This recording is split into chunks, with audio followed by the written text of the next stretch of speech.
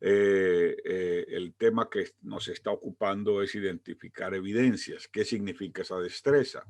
Debemos recordar que en la escritura persuasiva las afirmaciones están respaldadas por la evidencia.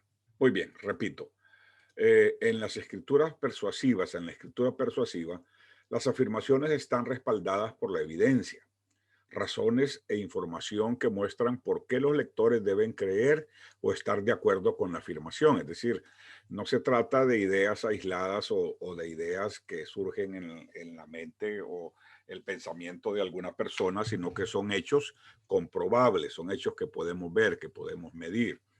Las afirmaciones son las opiniones o puntos de vista de los autores, es otra cosa aparte. Pueden ser ciertas, pueden ser incorrectas, pero la evidencia está compuesta de hechos, información que puede ser probada como verdadera o falsa, que puede ser comprobable, y opiniones creíbles o convincentes. Los autores, lo vimos la semana pasada, usan diferentes tipos de evidencia de acuerdo a su propósito y de acuerdo a su audiencia. Todo esto lo vimos la semana pasada.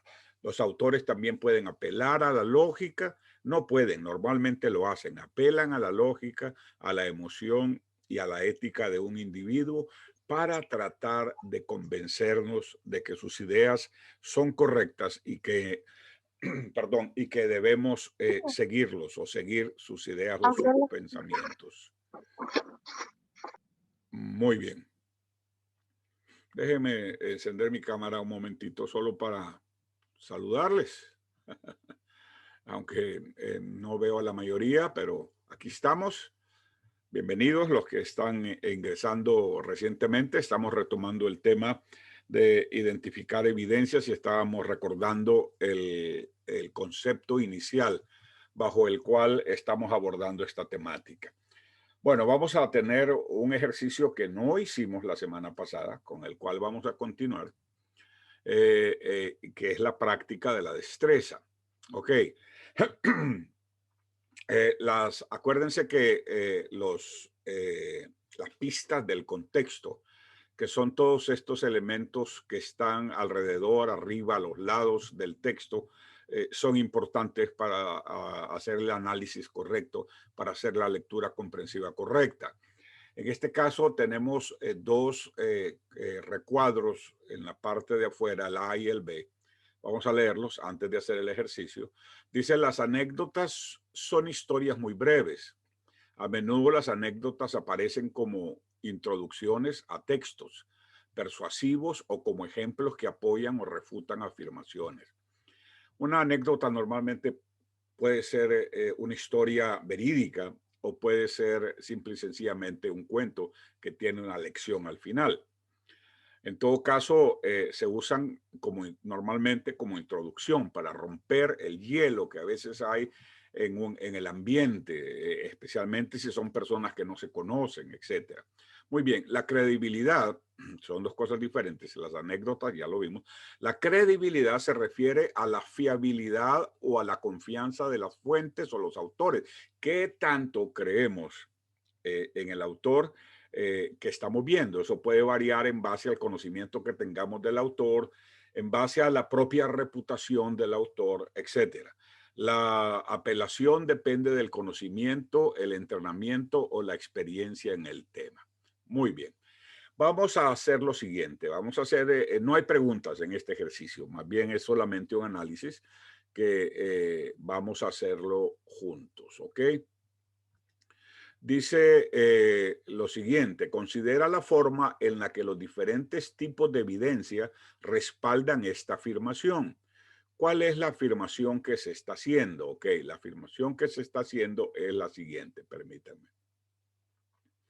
La afirmación que se está haciendo es, las personas deben hacer lo necesario para proteger los hábitats y las rutas de migración de las mariposas monarca. Creo que en algún momento de nuestra vida hemos visto las mariposas, perdón, monarcas, son de color negro y naranja y amarillo.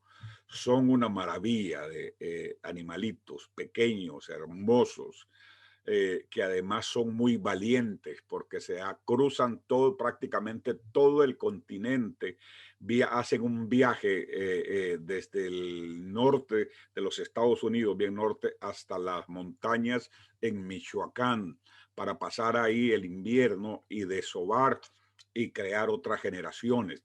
Es un proceso fantástico. Mucha gente ha hablado de las mariposas monarcas. Algunas de las noticias recientes que hemos oído no son alentadoras. Más bien se refieren al hecho de que su hábitat está siendo destruido por la tala inmisericordia, inescrupulosa de los bosques. Y eso obviamente crea un problema mayor para esta especie. Ok, entonces hay una afirmación que se dijo, ¿no? La afirmación es la siguiente. Las personas, ¿qué personas? El pueblo, las personas en general de Estados Unidos, de México, de cualquier parte del mundo.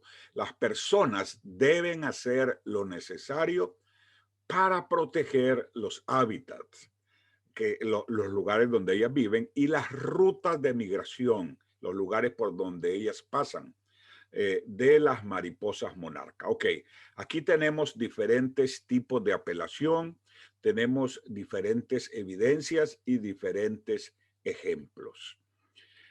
Quisiera que se tomen un par de minutos para leer estas columnas de esta gráfica que tenemos aquí y luego conversamos un poquito sobre este ejercicio. La primera columna, en este caso los títulos de las columnas son fundamentales porque dicen qué es lo que hay en cada columna. Por ejemplo, en el de la izquierda son los diferentes tipos de apelación. En la columna de en medio es donde se encuentra la evidencia para cada uno de esos tipos de apelación.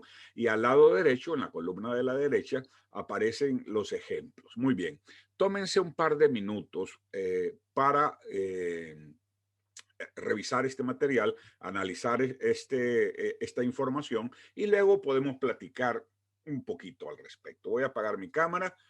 Eh, Solo quería saludarlos. Quería que supieran que no soy un robot. Eso no es difícil de saber, ¿verdad? Pero no, me gusta saludarlos. Es una manera de que sepan que esto no es humano. No hay, a pesar de que lo estamos haciendo a la distancia, somos personas que estamos en uno y otro lado de la pantalla. Muy bien, déjenme apagar esta cuestión y así nos enfocamos en el material que tenemos ahí. Muy bien, voy a unirme a ustedes. Ya lo sabemos, qué tipo de apelación se hace en los textos que tratan de convencernos de algo. Los tipos de apelación que se hacen es la lógica, es decir, una manera razonable de pensar, la emoción, apela a nuestros sentimientos, a nuestros recuerdos, y la ética, esa ley moral que todos tenemos dentro, que nos empuja a hacer lo que es correcto, ¿verdad? Es esa ley que nos dice internamente, algunos le llaman conciencia, otros le llaman ética, como en este caso, otros los comparan con un angelito bueno y un angelito malo que te dice lo que tienes que hacer. Pero en términos generales, la ética es esa ley interna, moral, que está dentro de todos los seres humanos, que en algún momento nos hace reaccionar a las cosas que son justas. Ok, esos son los tres tipos de apelación de la literatura que pretende convencernos de algo. Luego vamos entonces a ver ahora las diferentes líneas, ¿verdad? En la primera de la lógica, la evidencia es la siguiente, son hechos, son datos, son experiencias personales, opiniones de expertos. Eso va dentro de lo que podríamos llamarlo también como el uso de la razón, el raciocinio, una manera lógica de pensar, ¿verdad? Obviamente, nosotros sabemos que esos animalitos que además de ser tan hermosos, ocupan sin lugar a dudas un espacio muy importante en todo el trayecto y el recorrido y en todo el espacio donde ellas se encuentran, porque se encargan de polinizar con sus patas y sus alas, van moviendo el polen de una flor a otra y contribuyen, y no solamente de esa manera, de muchas otras maneras, era al mundo en que ellas están, al ecosistema donde ellas se están moviendo. Entonces la evidencia son hechos, datos, experiencias personales, opiniones de expertos. Ok, un ejemplo de este tipo de evidencia. Un estudio descubrió que el número de mariposas monarca que pasan el invierno en México disminuyó un tercio en un año. Eso es enorme. Un tercio, estamos hablando, ¿verdad? Del 33%. Es una cantidad grandísima. Gran parte de eso obedece a que los bosques que debieran ser protegidos para que estos animalitos puedan eh, pasar el invierno en esos lugares y procrearse, ¿verdad? Están siendo talados de manera inmisericordia.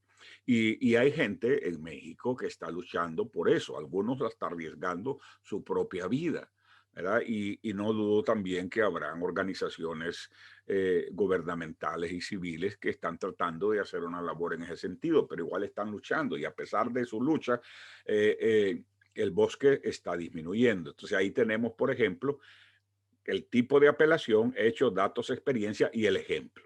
Un estudio descubrió que el número de mariposas monarcas que pasa el invierno en México disminuyó un tercio en un año. Por ejemplo, justo en estos días estaba viendo en Fox News, el local, que la ciudad de Dallas es una de las ciudades más violentas de los Estados Unidos.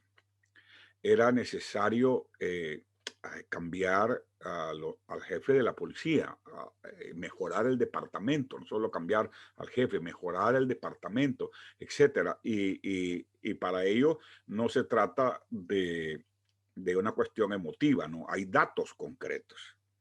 ¿Verdad? Solamente a este mes va el doble de asesinatos de los que hubieron el año pasado, ¿verdad? Y ese es un dato minúsculo. Hay otros datos todavía más asombrosos sobre esta realidad, sobre el grave problema que estamos viviendo en la ciudad de Dallas. Entonces, ese es otro tipo de evidencia lógica que se puede probar. Ok, después tenemos en la segunda línea el tipo de apelación que apela a la emoción, apela a los sentimientos, a las lágrimas, al corazón, por así decirlo, ¿verdad? Cuando nosotros vemos, por ejemplo, un pajarito abandonado o un niño pasando hambre, pasando un momento de dificultad, enfermo, a punto de morir, etcétera. Eso toca nuestro corazón porque toca nuestras emociones. ¿Ok? Entonces, la evidencia para este tipo de casos es, por ejemplo, anécdotas, elementos visuales, advertencias, lenguaje fuerte que apela a los sentimientos. Ejemplo, siguiendo a las mariposas monarcas. Durante sus migraciones, las delicadas mariposas monarca enfrentan muchos desafíos naturales, aparte de las miles y miles de millas que tienen que volar. Pero ahora enfrentan un peligro aún mayor, la destrucción de sus hábitats provocada por la mano del hombre. ¿Verdad? Qué terrible, ¿no? Y entonces se suelen sacar fotos de bosques depredados con puros troncos sin árboles o camiones cargados de madera preciosas donde de árboles donde las mariposas hacían sus nidos, etcétera. Y finalmente tenemos la ética. Apelar a esa ley interior que cada ser humano lleva dentro que nos impulsa a hacer el bien. A veces la doblegamos esa ley y no le hacemos caso, pero esa ley está ahí, la ética, ¿verdad? Cuando debemos hacer lo correcto siempre que podamos, independientemente de religión, de partido político, de nacionalidad. Los seres humanos tenemos la responsabilidad ética de hacer lo mejor siempre, ¿verdad? Tomar la mejor decisión. Ok, un ejemplo en este caso de la evidencia ética sería lo siguiente. El Parque Zoológico Nacional Smithsoniano recomienda aprender sobre las monarcas para que podamos llevar adelante los esfuerzos conservacionistas. Ok, y ahora yo voy a resumir todas estas cosas. Voy a resumir el tipo de apelación lógica, el tipo de apelación emocional, el tipo de apelación ética y las evidencias de cada uno en un video que un grupo de estudiosos, observadores y protectores de estas mariposas hicieron. Our story starts here in the mountains of Michoacan in western Mexico in mid-February. This is Sierra Chinqua, and Isabel Ramirez stands among the trees. Her orange outfit matches the monarch butterflies surrounding her. You can tell from her voice that she's a butterfly lover. They are beautiful. It's impossible not to be attracted by monarch butterflies. They provide a feeling of tranquility and peace and wonder. Ramirez is a geographer at the National Autonomous University of Mexico. She's working to conserve the forests of Michoacan inside the monarch butterfly biosphere reserve to prevent illegal logging for the sake of the trees and the butterflies. Because literally millions and millions of monarchs call this sanctuary home in the wintertime. Maybe around 50 million butterflies around us in this moment. And that's just in these couple acres. Monarchs coat the ground, the trees, and before long, Ramirez has a couple in her hands. I think they are small pieces of sunlight. Such a delicate animal, each one the weight of a paper clip. Now, as we approach the end of February, the peaks of Michoacan start warming up, and the butterflies feel it. Sometimes a whole colony will pick up and settle back down together, literally moving from one location on the mountaintop to another. And by the middle of March, it's time for the monarchs to begin one of the most epic journeys in the animal kingdom. Their incredible migration is unparalleled. Karen Oberhauser has studied monarchs for 25 years. She's a biologist at the University of Minnesota. Now, to follow the monarch migration, we're going to fly along with the butterflies. And be sure to watch the timeline in the upper left. Okay, cue the epic journey music.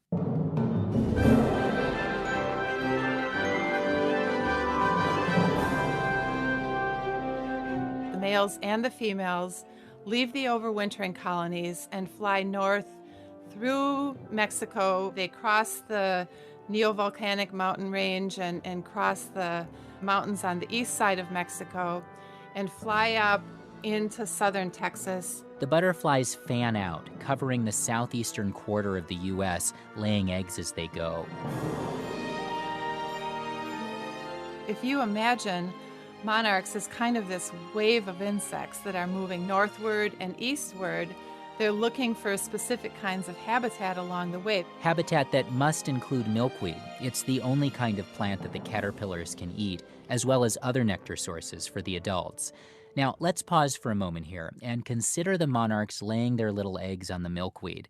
When Oberhauser described it to me, I was reminded just how astonishing that transformation is from egg into adult. We have this caterpillar that's kind of like a worm. They're this earthbound thing that's kind of squishy and kind of mushy.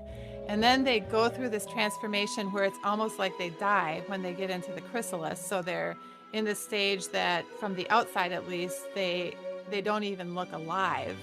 And then they transform into this incredibly beautiful organism that throws off the chains of the earth and is able to fly away. Okay, back to the journey.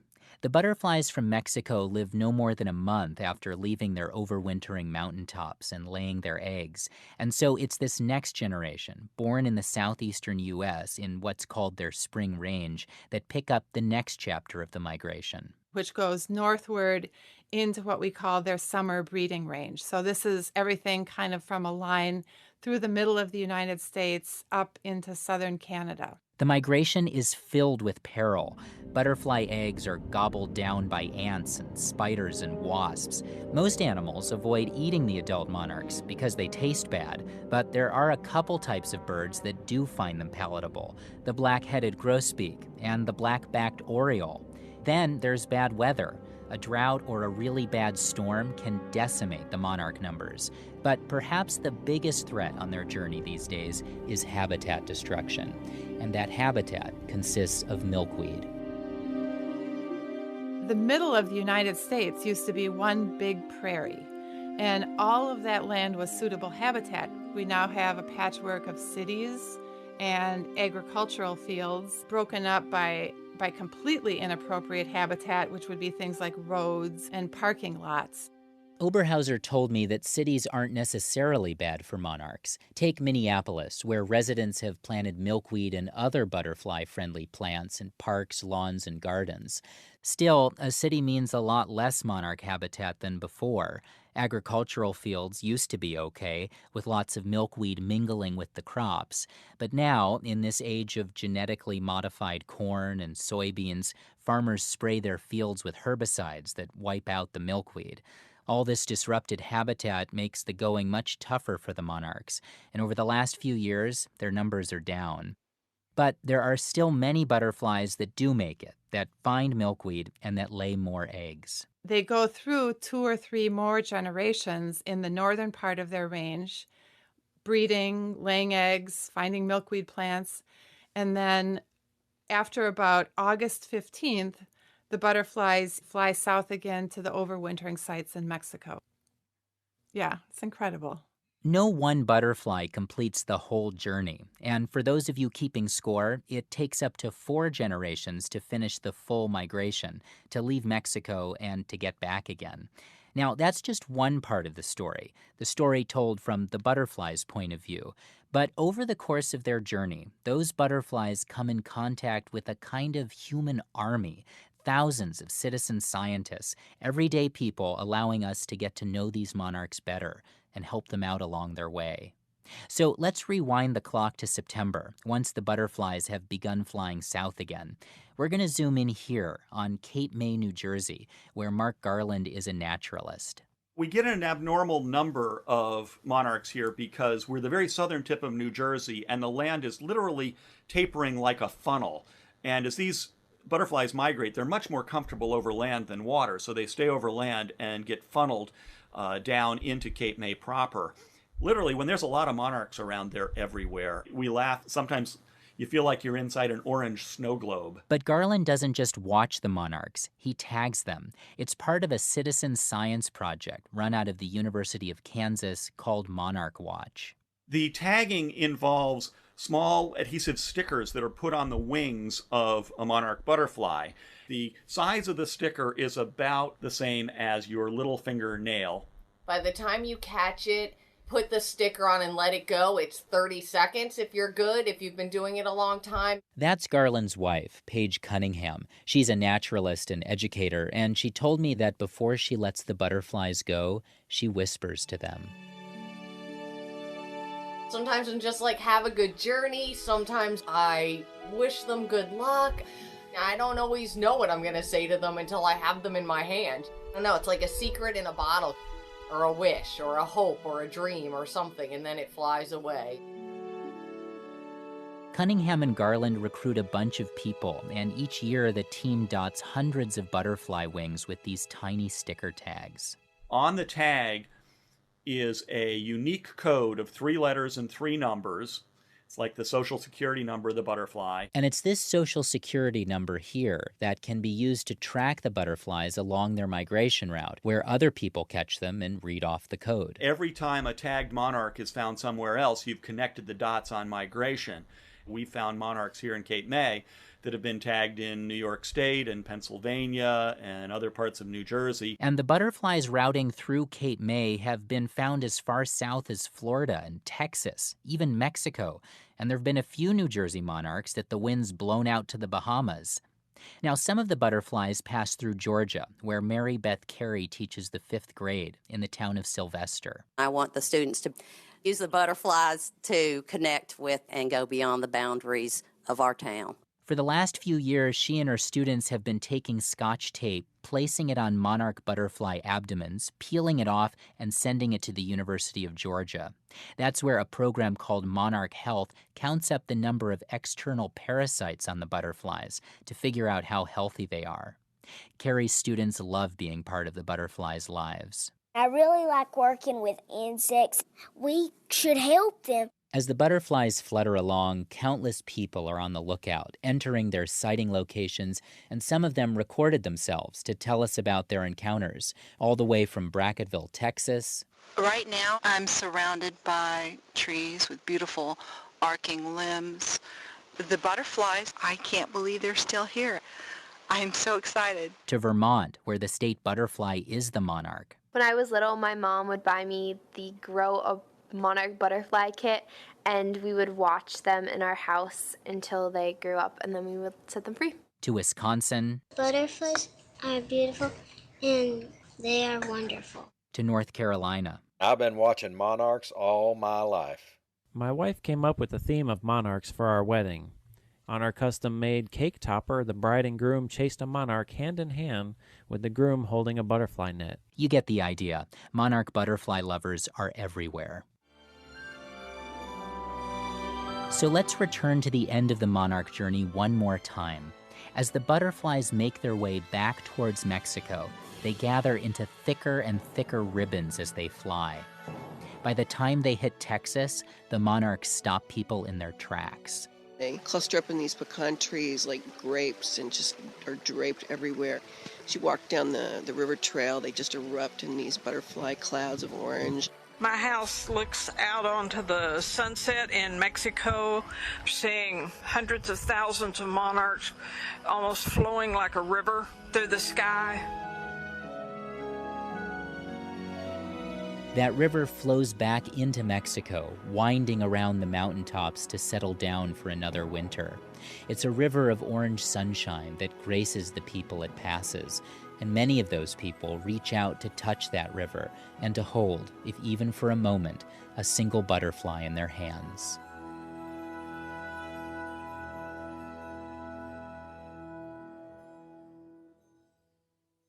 Wow. ¿Qué les pareció el video? Yo lo he visto, obviamente, muchas veces. Cada vez que damos la clase en este tema, lo ponemos para que la gente lo analice. Estaba pensando que qué interesante sería, ¿no es cierto? Aparentemente el mejor mes para ver las monarcas aquí en Texas es en noviembre, pero puede ser que hayan otras épocas del año también donde podemos verlas. Organizar un grupo, ¿no? Qué bonito sería, un grupo de latinos por las monarcas, algo así, ¿no? Porque nos interesa todo. En fin, es una idea. Ok. Sería bueno, maestro. Sí, ¿verdad que sería lindo? Sí, sería involucrar a nuestros niños, a nuestros parientes. Yo me anoto en la lista. Ah, perfecto, Lorena, vamos a tenerlo en cuenta. Lo que vamos a hacer entonces es, apunten esta pregunta, ustedes van a investigar, ¿ok? Todos vamos a investigar, pero esta es su tarea. ¿Cuándo es la mejor época para ver las mariposas monarca en Texas? Ya vimos que noviembre es una fecha clave, pero puede ser que a lo mejor haya otra ventana un poco más cercana. Entonces, para la próxima clase, por favor, ¿cuándo es la mejor época o el mejor tiempo en el año para ver las mariposas monarca en Texas? Y ser parte de ese grupo, ¿no? Los latinos también podemos involucrarnos en ese tipo de proyectos, vale la pena. Ok, volviendo entonces a nuestras preguntas iniciales. Voy a volver al cuadro anterior, ¿ok? Tenemos diferentes tipos de apelación. En este video se emplean los 3 diferentes tipos de apelación. Ok, lo que vamos a hacer es vamos a levantar la mano. Déjenme hacer la pregunta primero. ¿Cuál sería el momento en el video o cuáles serían los momentos en el video donde se usó la lógica para convencernos a que este es un proyecto que vale la pena? Levanten la mano. Quiero ver manos levantadas. Vamos a ver. ¿No? ¿Ninguno? La lógica. Yo no puedo levantar la mano, pero creo que la lógica es cuando hablan con los expertos, Ajá. como Sí. con el que hablaron en New Jersey. Sí, con la señora o la señorita de México, que es una experta. Ajá, correcto. Todos esos datos científicos que aportan los expertos, ¿verdad? Entran dentro de lo que son la evidencia o la apelación a la lógica. Y el video, obviamente, es un video muy bien hecho por un grupo de profesionales que se dedican y que son conservacionistas de estos hermosos animalitos. Entonces, sí, cuando hablan los expertos, cuando habla la señorita en México, cuando hablan, se presentan los proyectos apoyados por la universidad, etcétera. Muy bien, ¿alguien más tiene otro dato sobre esa misma pregunta? ¿Dónde más se usa la lógica en el video para apelar a nuestra buena voluntad? ¿Alguien? Sandra, a ver, dígame, Sandra. Sandra Castro. Yo pienso que es donde donde se muestra que las ciudades están acabando con su hábitat y están las personas así como plantando los árboles. Ok, muy Es como bien. más Sí. la lógica de ayudar, o sea, la que dice sí es cierto. Sí, porque se presentan hechos concretos, ¿no? Y se ve cómo la geografía ha cambiado a lo largo de los años. El progreso a veces tiene un precio demasiado alto, ¿no? Que muchas personas no vemos. Porque imagínense que como estos animalitos hay muchos otros que son afectados, no solamente por las ciudades, las líneas eléctricas, las carreteras, los edificios altos, el famoso muro en la frontera, ¿verdad? También no para las mariposas monarcas en este caso, afortunadamente ellas vuelan, ¿verdad? Y pueden pasar en medio de las rejas, etcétera. Ok, ¿cuál sería el aspecto emotivo de la apelación? ¿Cuáles son las evidencias emocionales que apelan a nuestras emociones en este video? Lorena. Dígame, Lorena. Lorena no levantó la mano. Ok, ¿alguien más que quisiera? María García. Sí, yo creo que es cuando hablan los niños de la emoción que se siente de los animalitos cuando van creciendo.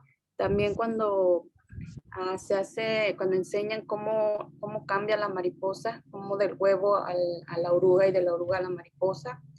Cuando la señora también, cuando emprenden su vuelo, cuando les desea suerte o les dice algunas palabras, o cuando las tocan también, creo.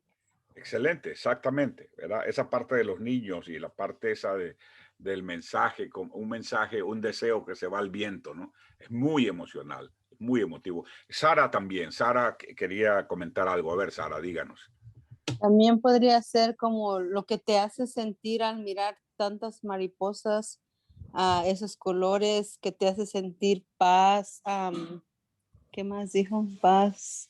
Como te haces entrar en una armonía, en algo emocionante, ¿verdad? Una emoción al ver tanta mariposa juntas. Así es, así es. Así es, muy bien. ¿Alguien más quisiera hacer su aportación del aspecto emotivo de la evidencia que ellos presentan? También perdón. A ver. También habla de las sequías y las tormentas que tienen que enfrentar. Entonces eso como que a uno lo transporta y se pone uno en el lugar de las mariposas como todas las travesías que ellas tienen que pasar. Claro, claro. Muy bien. Y finalmente tenemos la parte ética, ¿verdad? La parte ética. ¿Cuál sería la parte ética del video? ¿Cuál sería la evidencia donde apelan a la ética? Ahí tenemos más problemas. A ver, ¿alguien? ¿No puede? ¿Alguien? Así diga, era, no, La investigación científica. ajá, la investigación científica, pero ¿qué en especial, Elizabeth?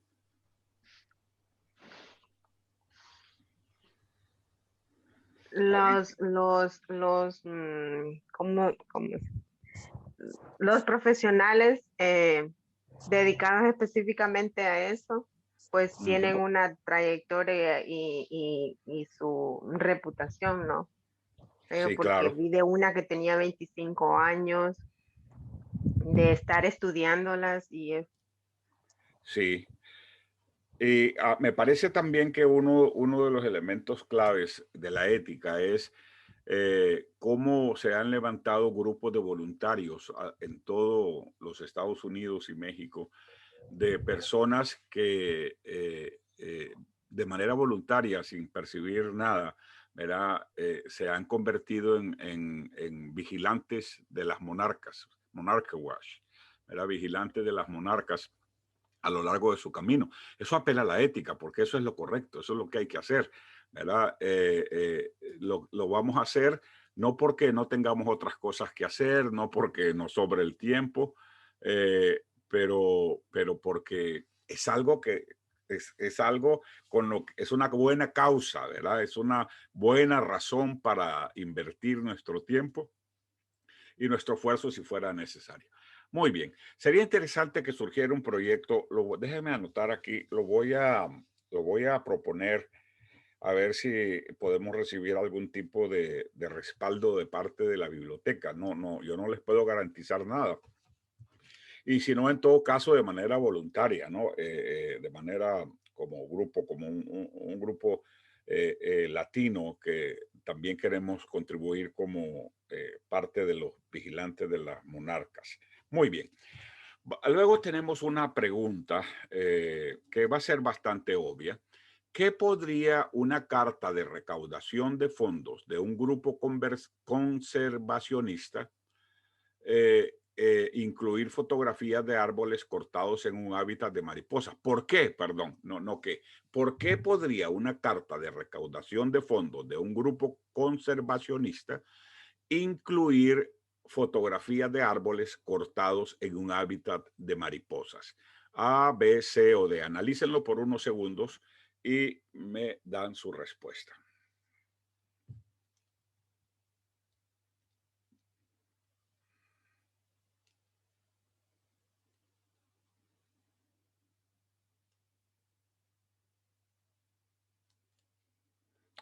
Ok, las opciones son las siguientes. La Ok, usted piensa que es la A. Dice, para probar que el número de mariposas está disminuyendo es A. B, para mostrar que el grupo es una fuente confiable de información. C, para que los lectores sientan miedo sobre la amenaza a las mariposas. D, para contrarrestar las afirmaciones de que las poblaciones de mariposas están aumentando. Algunos creen que es A, otros creen que B. ¿Qué más opciones estoy viendo? Ok, tengo que decirle que no es A ni B, es C. La respuesta correcta es C, ¿verdad? Por lo general, las fotografías apelan a las emociones de los lectores, ¿ok? Lo cual significa que una fotografía de árboles cortados en un hábitat de mariposas probablemente despertaría las sensaciones de miedo y urgencia de los lectores, por lo que la respuesta C es correcta. Es lo mismo, no sé si ustedes recuerdan unas Aquí, maestro, dígame. Disculpe, ¿aquí aplica el de que los están persuadiendo o no? Sí, porque esto sí, y es una evidencia de persuasión que no necesariamente es mala, es un tipo de escritura. A veces nos persuaden para el bien o nos persuaden para el mal. En este caso, a mí me parece que la causa es bastante justa, ¿verdad?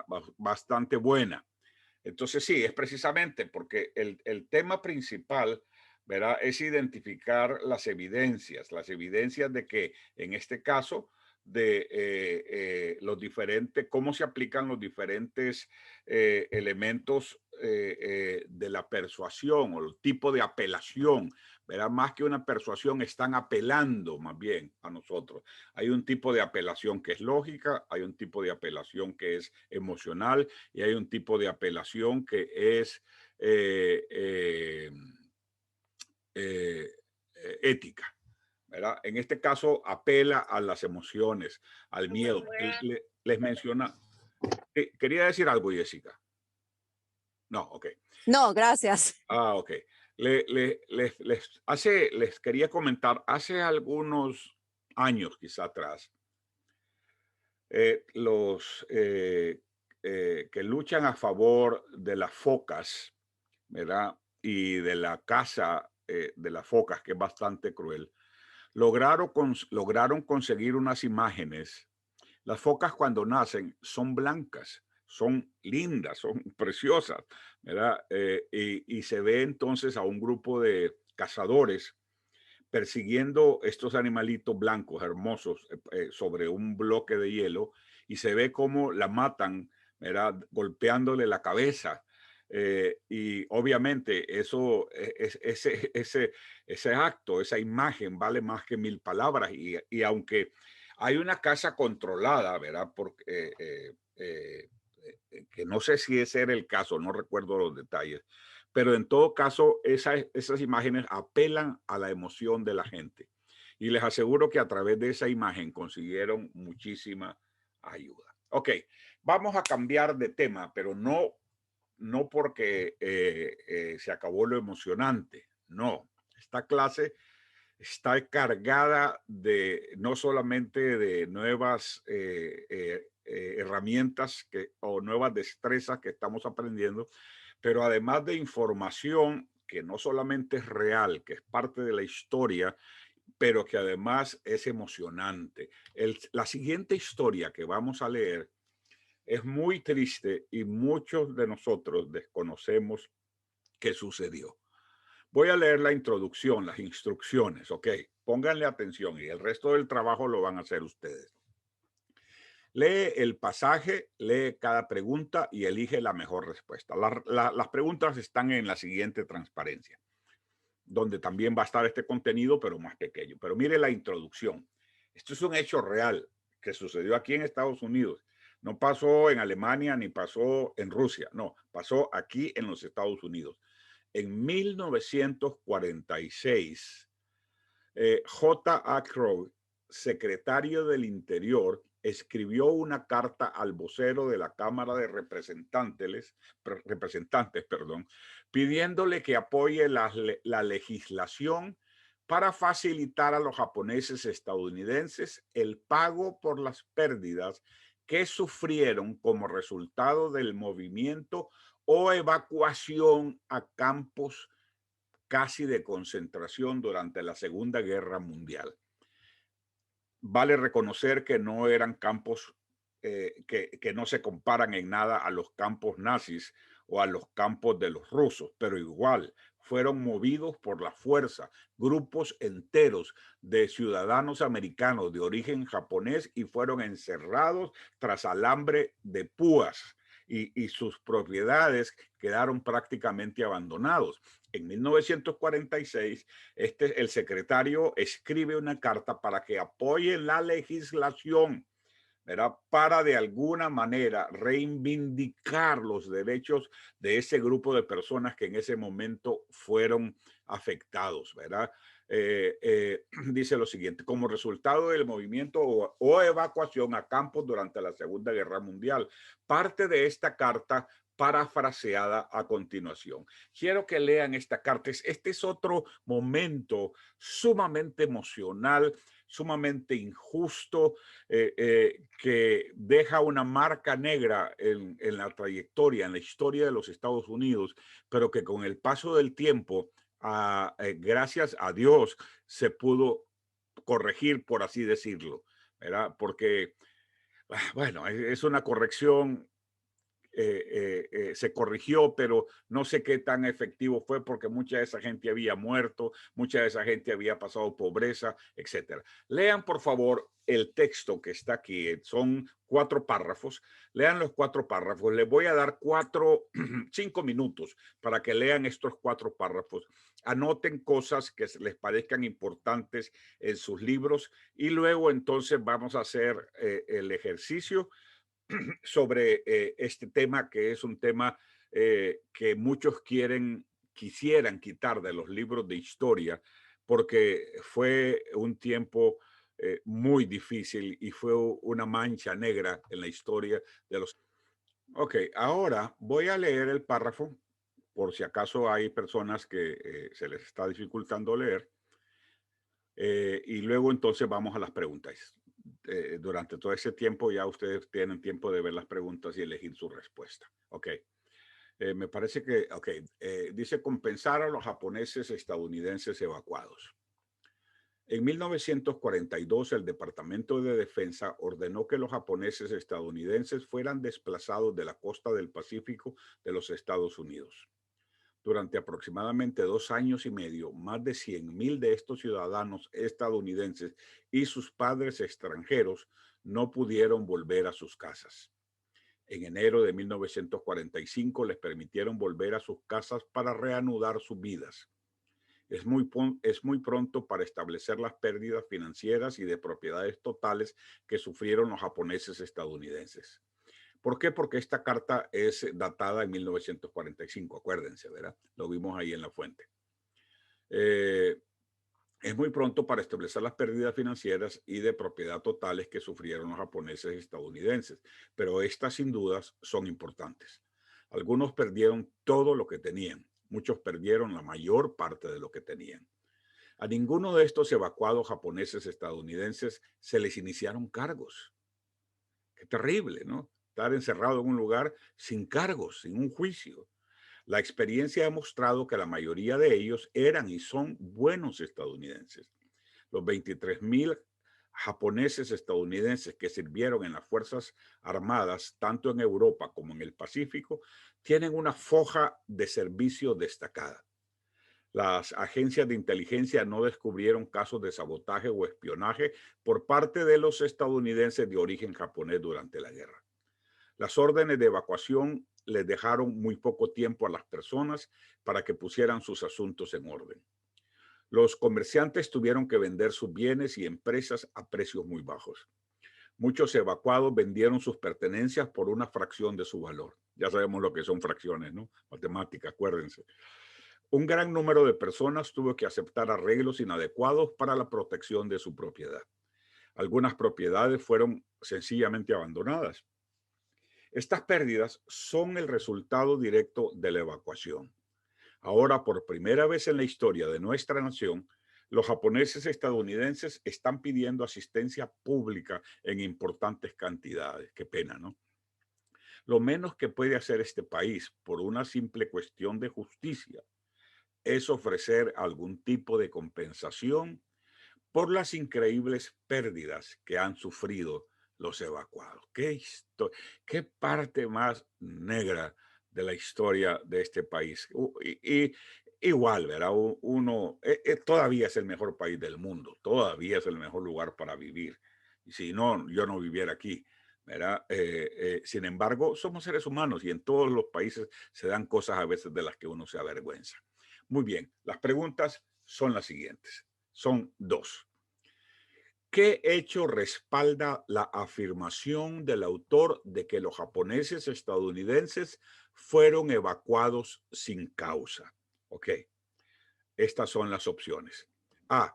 A más de 100,000 japoneses estadounidenses no se les permitió volver a sus casas. B. Las agencias de inteligencia no descubrieron actos de espionaje por parte de los japoneses estadounidenses. C. Los comerciantes tuvieron que vender sus bienes y sus empresas a precios muy bajos. D. Los japoneses estadounidenses están pidiendo asistencia pública en cantidades importantes. ¿Cuál es la respuesta correcta de acuerdo a ustedes? Lo siento muy calladitos. Nadie escribió nada en el chat. Por eso, La B. La B. la B.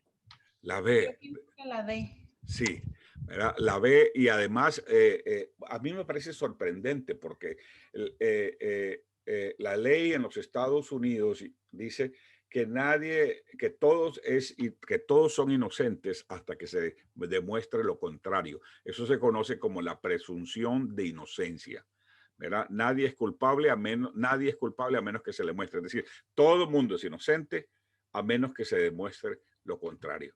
Y esta gente sin juicio, sin una orden, simplemente por pánico, no sé si debo decirlo, por racismo, se encargaron de arruinarle la vida a 100,000 ciudadanos estadounidenses de origen japonés y a sus descendencias. La pregunta número 3 es la siguiente. En el párrafo 2 específicamente, ¿por qué el autor comenta la foja de servicio de los japoneses estadounidenses durante la guerra? La foja se refiere como al, ¿qué sería? Foja, ¿qué sería la traducción? Estoy pensando rápidamente. ¿Reporte? ¿Perdón? ¿El reporte? Sí, como un reporte individual, ¿verdad? La hoja de servicio, esa sería, ¿verdad? La hoja de servicio, como el historial de vida de ellos. Allá están, yo estoy viendo respuestas en el chat. Pensé que se me habían dormido, pero estaba asustado porque ustedes son muy proactivos.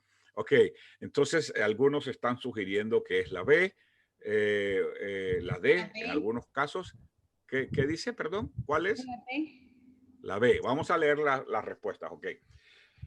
A, para sugerir que los evacuados hicieron mayores sacrificios que otros estadounidenses. Definitivamente no es esa, ¿verdad? B, para expresar reconocimiento por lo que habían hecho por los miembros de las Fuerzas Armadas. C, para explicar por qué tan pocos hombres estaban entre los evacuados. D, para mostrar que los japoneses estadounidenses fueron patrióticos y valientes.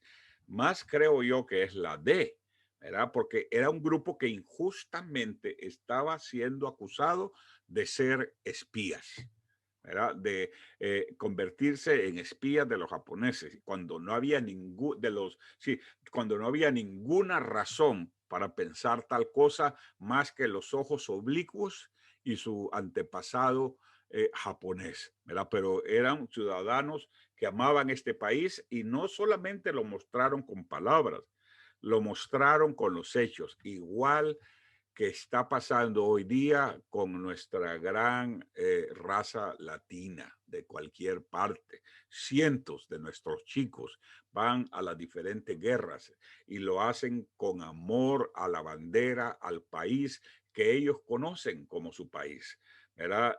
Donde quizás los padres sean indocumentados, pero que amamos este país y estamos dispuestos a luchar por este país, tal como sucedió con los japoneses estadounidenses. Muy bien,